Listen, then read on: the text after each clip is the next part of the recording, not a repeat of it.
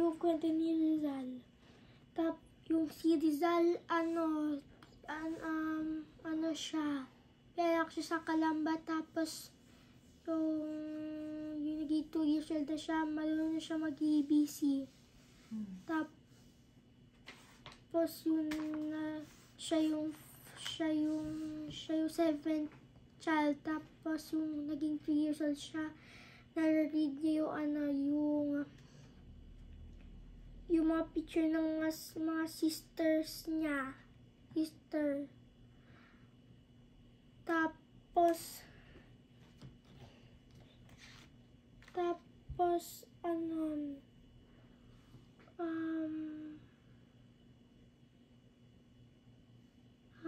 yung si Rizal,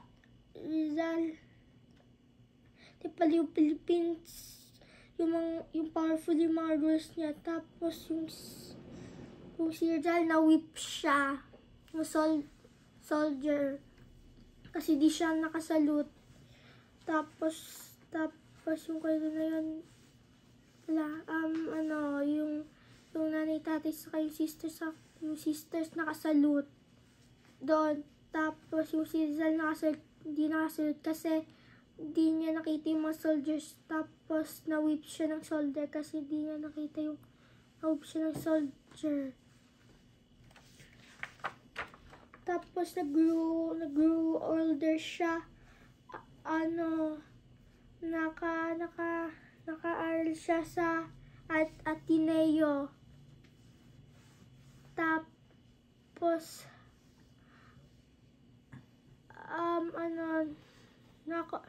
matalino si Rizal. Tapos merong tournament, yung i-rate yung poem na mas maganda, mag-win ng first prize. Tapos siya yung first, tapos yung natanggap niya second prize, yung sa second place first prize. Tapos malungkot si Rizal yun, bakit second place yung natanggap niya. Kasi sabi sa book, very poor sila, saka wala silang makain. Tapos yung nag-grow siya ng older, naging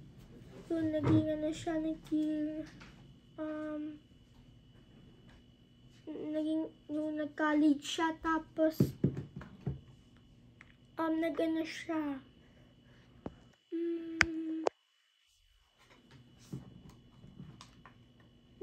siya, may siyang nagustuhan, si Leonora. Tapos yun sinimulan niya mag-grade ng limitang here. Tapos yun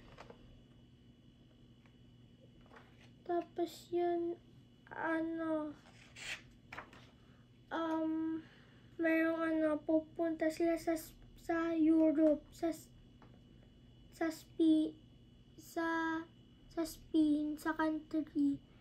Tapos yung si Bull, yung namuta ko yung pangalan. Tapos bigyan siya ng 356 para makapunta sa Spain. Tapos yung nakapunta siya sa Spain,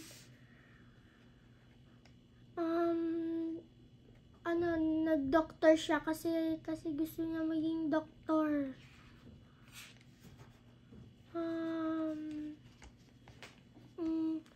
Nakagustuhan siya ng mga babae kasi gentleman siya, saka babae. Tapos yun,